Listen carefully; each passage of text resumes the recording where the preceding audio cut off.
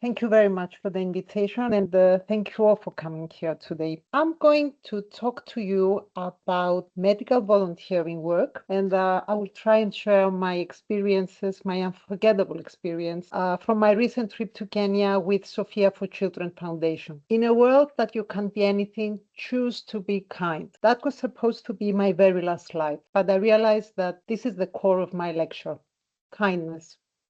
Often underestimated as weakness or softness, yet a very powerful tool for positive change. It requires quiet strength and emotional intelligence to remain compassionate in a competitive world. Kindness is contagious. It creates ripple effects and encourages others to pass it on. Volunteering is a powerful form of kindness. But why should especially medical workers do voluntary work? Before we answer this, we have to go back and ask ourselves, why did we choose medicine? What is the purpose of studying and working so hard? What does it really mean to be a doctor? The true meaning is profoundly rooted in serving humanity. It is a commitment to provide care and relieve suffering. In medicine, we balance science and humanity. We get to see the world in a multidimensional way. We understand the human existence much better. So why should all medical professionals volunteer? Because the practice of medicine is at its core a social responsibility and a great, great privilege.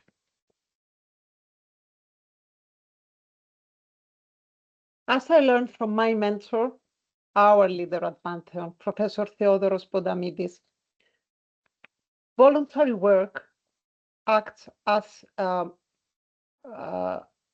you give back. Sorry, just give me 1 second. Acts as a paid forward mechanism. Our medical journey is long and stressful, rarely walked alone. A diverse network of people support and guide us: doctors, nurses, technicians, social workers, family members. The best way to say thank you to those who have helped us and made us who we are is to help others in need. True help is a gift, not a debt.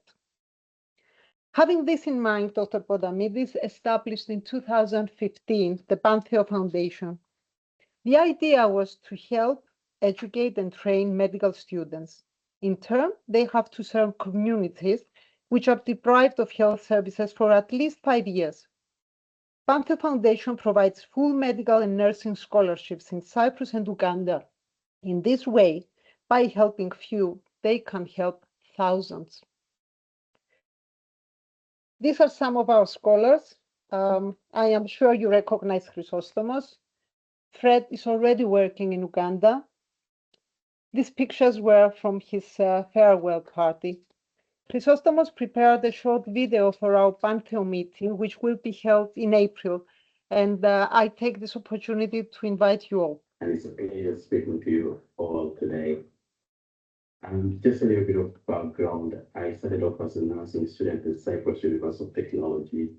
Then I went on to do my medical degree at the University of Nicosia, and that was with the support of the Pantheo Foundation and the University of Nicosia, to whom I'm very, very grateful to. I came to the UK and I did my foundation training. I did some years of internal medical training, and now I am a neurology registrar in the southwest of the UK. We cannot thank you enough for your help, for your support. We really, really appreciate it. And just know we're still focused, we're still aiming at the goal, and that is to help our communities as much as we can. Thank you very much. Thank you from the bottom of my heart. And I hope to see you very soon. And I'm sorry that I couldn't make it this time. Thank you. Chrysostom was a wonderful person, and I am sure he's going to help thousands. How did my experience begin? Through my dearest friend and chef Galadia Bamboridi, I met this incredible, kind, passionate, amazing woman, Marina Shagola, who is a key founding member of the Sophia for Children Foundation. I have never in my life met someone so completely committed in caring for others. She knows every child by name at the orphanage, their dreams, their needs. No wonder at the orphanage they were calling her Mother Marina, because this is what mothers do. They care. The operation of the Sophia focuses on providing security, safety, board, shelter, healthcare, and education to children in areas plagued by poverty. They support more than 5,000 children yearly. Knowing the great work they do, I asked one day, how can I help? How can I be part of it? Galatia was straightforward as always, and she said, first you adopt 2 children, and then you help us buy an oven. I said, okay. Every children deserves a birthday cake, and the children at an orphanage, they never had a birthday cake before. And I think that was enough for me. As you understand, I needed to go there, meet the children, see this amazing place, and be part of it. So I came up with this very simple idea to examine visual acuity in children at the orphanage and provide appropriate spectacles. Quite straightforward. Along the way, I realized that I had to examine more than 300 children, so I needed help. And I've picked an experienced and adventurous optometrist. She's here with us. Mrs. Mary Xenofondos said yes, and we borrowed portable equipment from Pantheo, slit lamp refractometer. Slit lamp is that thing of the last picture. Took our trial lenses, plenty of sunglasses for the children, lubricating drops, dilating drops, our little gadgets, and packed for Kenya.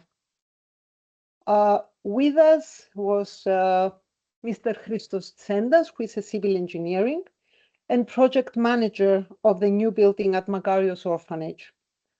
Thanks to him, the children now have a new library, a computer room, and a medical examination room. And of course, my dearest Galatia, who was cooking and baking every day while we were there. So there we are, a seemingly unrelated bunch of people traveling to Kenya. Deep down, we felt so connected because we had and shared the same goal. Use our resources for something good. The first day of the trip was the hardest for me because nothing has ever really prepared me for Kibera. Kibera is the largest slum in Africa. I don't know if you know what is a slum. It's close to favela in Brazil. Maybe you're more familiar with this. Kibera is the largest slum in Africa, home to more than 1 million people living in extreme conditions, spread on an area of only 2.5 square kilometers, without fresh water, no electricity, no medication care. Endless piles of trash and garbage all over the place.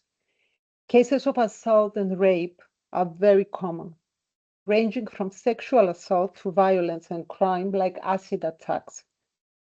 12% of the population is HIV positive. I will never forget the smell of Kibera.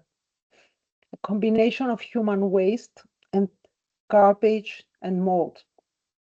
And somewhere in the middle of the slum, a primary school called St. George, which is supported by Sophia for Children. They provide food, education, safety to orphaned and underprivileged children. They even provide water containers in the school, both for drinking and washing hands, and also for taking at home. And then I came across another challenge.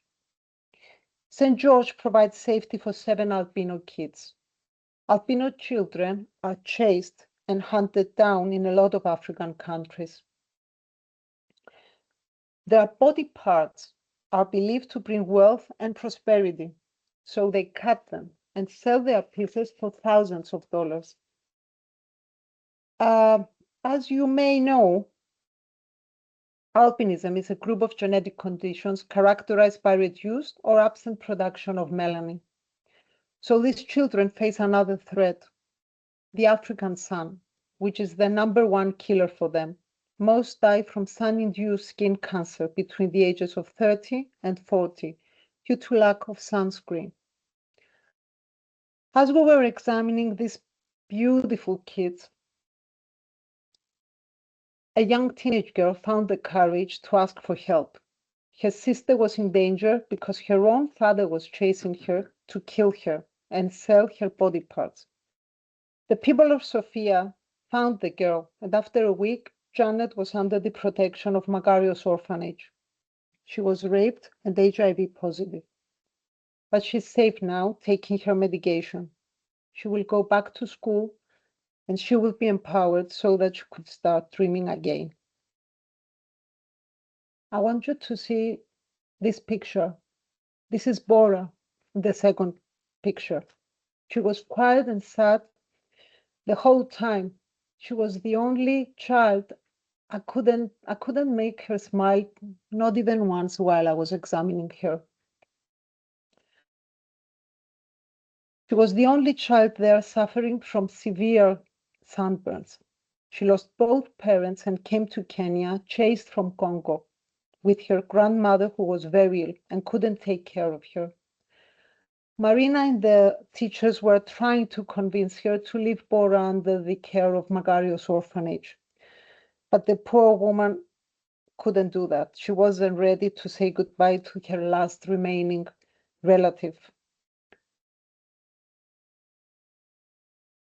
Really, look at this picture. I think you can almost feel the pain this child is carrying.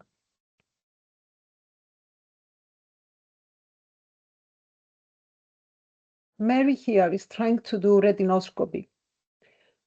Albinos have severe ocular problems. Nystagmus and squint are very common, and retinoscopy is the only way to check their eyes for refractive errors. With a retinoscope, we shine light into the pupil, and by observing the reflection, the red reflex, we can measure refractive errors, myopia, astigmatism, and hypermetropia. Please, if any one of you here becomes an ophthalmologist, learn how to do this. It's useful not only in slums, but even in clinics equipped with high-end technology. We left, and really my mind was on Bora. I really hope that she will be safe in the orphanage soon. The following days were much easier. We went to Nieri at Magarios Children's Home. Children there come from very, very challenging, dark backgrounds, abused, imprisoned, many HIV positive, children with disabilities. I know it sounds strange and unreal, but I can tell you one thing. These children are happy. They feel safe and loved.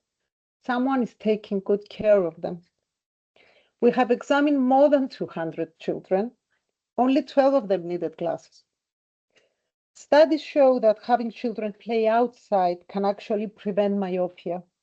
This is because outside play does two crucial things. Expose children to natural lighting and forces them to focus on distant objects, like trees, for example. Well, the study was happening in front of my eyes. You will see it too in a very nice video, Sophia, for children prepared for us, especially for this lecture. You will see the children playing and carrying bananas from their garden. Quick note, when we came back to Cyprus, we went to the technology lab to pay for the glazing of the 12 pairs. They did not accept money. They said, it's our contribution for the children. So yes, kindness is contagious. Believe in that, please. You will see Emmanuel here, eating with his feet, because he was born without arms and his mother abandoned him. While we were there, Christos, the civil engineering, built for him a special tap so he could wash his feet before eating like other children wash their hands. He was thrilled. And this here, this one, I have a soft spot for this one. This lovely kid was attacked by his mother with acid and lost one eye. But there he was, safe, smiling at us through his only eye. He was giving hugs all the time while we were fixing his spectacles. And this is Alice. Mary's giving her a small lecture. Best student in her class. She told me she wants to be a surgeon, and I have a feeling that she will succeed. Behind every child, every single child, there is a dark story. But at Magarius Orphanage, these children are allowed to dream and rewrite their own story, fresh from the start. These children are my heroes. People who supported and empowered them, my shining example. Connection with them increased my optimism and helped me rediscover my purpose. They reminded me why I chose medicine. Maybe the best way to find yourself is to lose yourself in the service of others.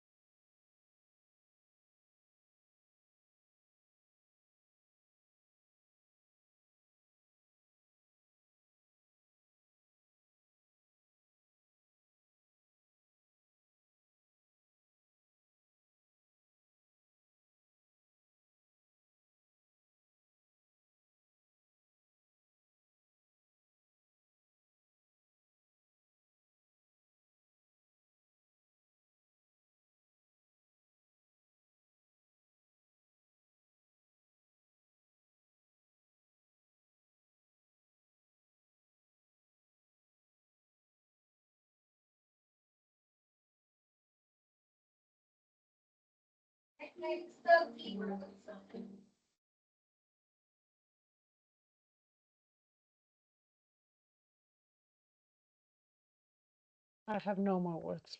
Thank you for listening.